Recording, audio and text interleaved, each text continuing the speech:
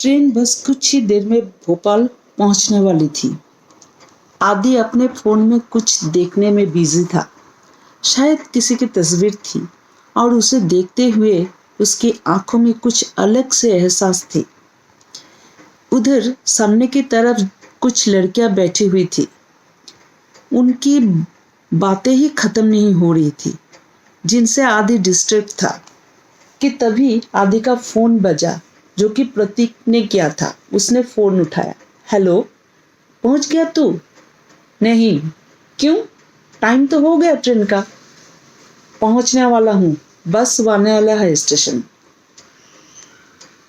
ठीक है, तो गुस्सा क्यों हो रहा है? Oh really? तुझे नहीं पता क्यों गुस्सा हो रहा हूँ?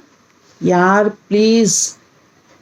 जब आदि प्रतीक आपस में फोन पर बात कर रहे होते, सामने वाले लड़कियां तब भी जोर जोर से बातों में लगी होती है, जिसके आदि को फोन सुनने में प्रॉब्लम हो रही थी।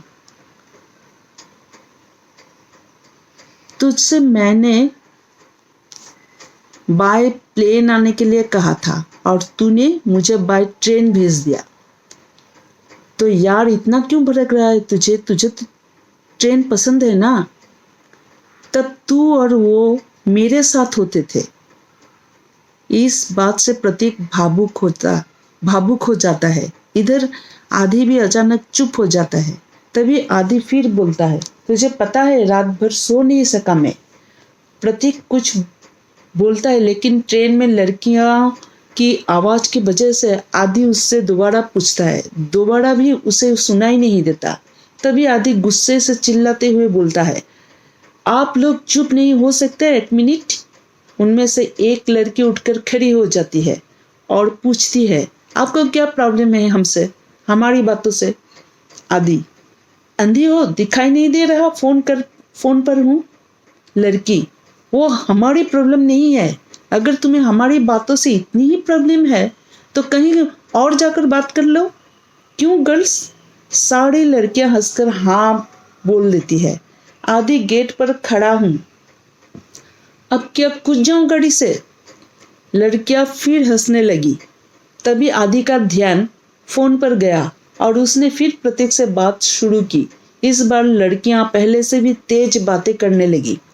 आदि ने 1 मिनट बोलकर अपनी बात रोक दी और जोर से चिल्लाया, आप लोग चुप होने का क्या लोगे? दूसरे लड़के ने कहा, आपका तो नंबर भी चलेगा। और फिर अपने पास वाली लड़की को ताली देकर हंसने लगी। आदि ने पलटकर मुंह फेर लिया और प्रतीक से बात करने लगा। उधर प्रतीक भी हंस रहा था। आदि ने उसे चुप होने का कहा और तभी आदि के कानों में कुछ आवाज आई। उनके साथ वाली सीटों पर कुछ लड़के बैठे हुए थे। उनमें से एक ने उस लड़की की तरफ देखकर कहा, अरे उसका नहीं मिला तो मेरा ही नंबर ले लो।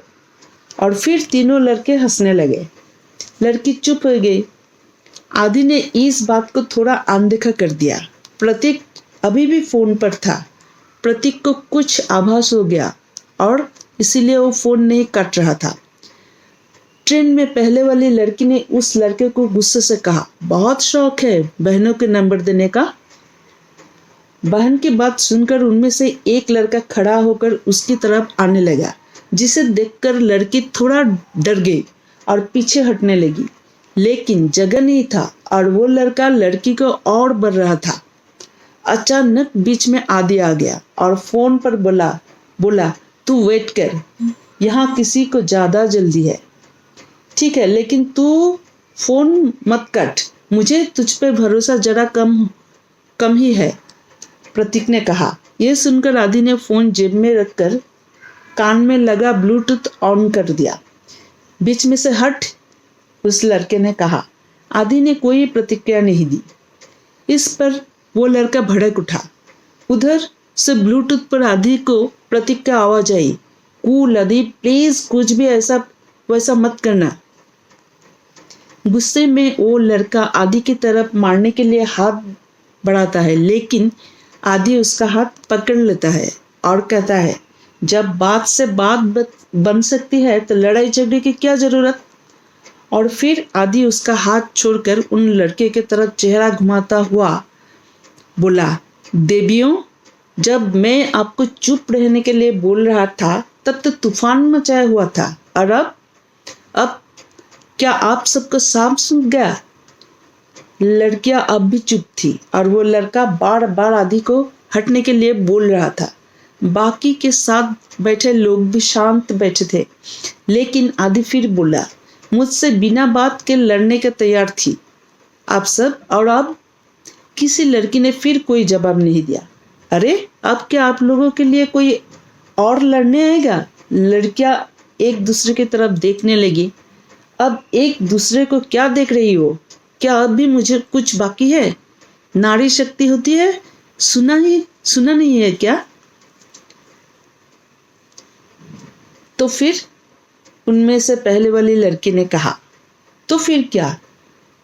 कितने हो आप सब? आदि ने पूछा। 7, लड़की ने जवाब दिया। ये सिर्फ 3। अटैक! और आदि के अटैक बोलते ही लड़कियों ने पहले उस लड़के को पीटा और फिर उसे बचाना है उसको 2 साथियों को। तभी स्टेशन आ गया और गाड़ी रुक गई। वो तीनों वहां से रफू चक्कर हो गए और आदि भी अपना बैग लेकर उतर गया। ब्लूटूथ पर बात करते हुए प्रतीक बहुत खुश था कि आदि ने कोई पंगा नहीं किया और शांति से भोपाल पहुंच गया। तभी उन लड़कियों ने आदि को रुककर थैंक्स बोला और बिना वजह उसे तंग करने के लिए सॉरी भी बोला। उसके बाद आदि प्रतीक को बताए एक गेस्ट हाउस में पहुंचा जो शहर से थोड़ा बाहर की ओर था। आदि गेस्ट हाउस पहुंचते ही अपने रूम में जाकर पहले लेट गया और थकान से उसका आंखें लग गई। रात हो चुकी थी, लेकिन आदि अभी भी नींद में था। अचानक उसका फोन बजा और उसकी नींद खुल गई।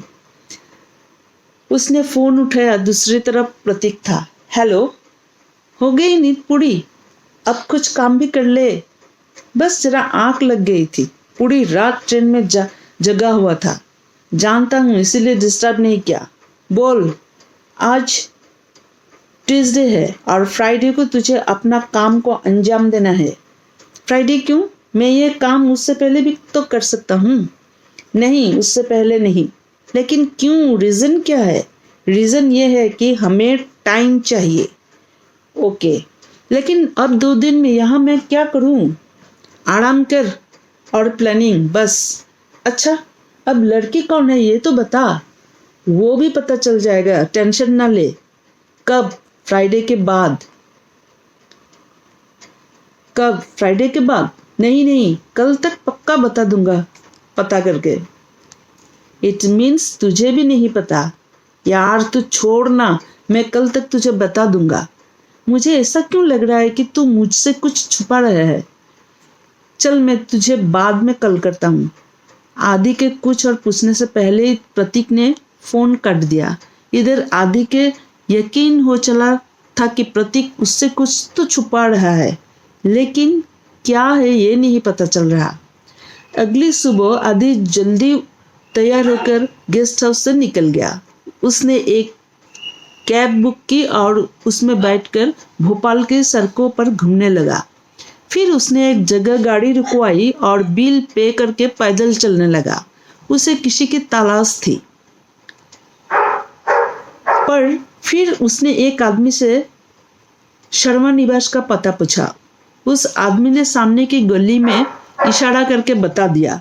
आदि के चेहरे पर एक खुशी की लहर दौड़ गई और वो दौड़कर उस गली में चला गया और शर्मा निवास के सामने पहुंचकर रुक गया। उसने घर के बाहर लगे बोर्ड की तरफ निहारा और उस पर HP शर्मा का नाम लिखा था। उसने अंदर की तरफ देखकर वहां बैठे गार्ड को आवाज दी। आवाज सुनकर गार्ड बाहर की तरफ आया। गार्ड, कौन है सर आप? कुछ काम है आपको? आदि, हाँ, वो मुझे मिलना था किसी से। गार्ड, किससे मिलना है सर आपको? आदि, वो शर्मा जी से। गार्ड, पर आज तो वो घर पर नहीं है। आदि, क्यों, कहाँ गए सर? गार्ड, वो सब लोग खरीदारी करने गए हैं शादी के लिए। आदि, शादी किसकी? गार्ड, अरे शर्मा सर की बेटी की। ये सुनते ही आदि के चेहरे पर एकाएक मायूसी छा गई। उसके सारी खुशी उदासी में बदल गई। उसकी आंखें नम हो गई और वो बिना कुछ कहे सुने उल्टे पांव चला गया। उसी उदासी के साथ वो गेस्ट हाउस पहुंचा और रूम में जाकर लेट गया। अभी भी उसके दिमाग में गार्ड की ही बात घूम रही थी कि तभी अचानक उसका फोन बजा। उसने फोन उठाया। दूसरी तरफ प्रतीक था। हेलो, कहाँ था तू? कितने फोन किए, एक बार भी नहीं उठाया और ना कॉल बैक की। अब कुछ बोलोगा भी? उसकी शादी हो रही है, ये कहते हुए आदि के आंसू जो अभी तक उसकी आंखों में थे बाहर आ गए। उधर प्रतीक भी सन्न पड़ गया। तुझे कैसे पता? उसके घर गया था मैं, उसके गार्ड ने बताया। आदि तू प्लीज टेंशन मत ले, मैं सब ठीक कर दूंगा। अब क्या ठीक कर देगा तू? अब कुछ नहीं हो सकता। आदि अभी शादी नहीं हुई है, तू बस अपने काम पर फोकस कर, बाकी मैं देख लूंगा। अब देखने सुनने को कुछ नहीं बचा। इतना कहकर आदि फोन काट देता है। उधर प्रतीक आदि की बातें सुनकर परेशान हो उठता और फिर अचानक एक कॉल लगाता है। दूसरी तरफ से फोन उठते ही प्रतीक बोलता है, अब टाइम आ गया है आदि को अपना मकसद बताने का।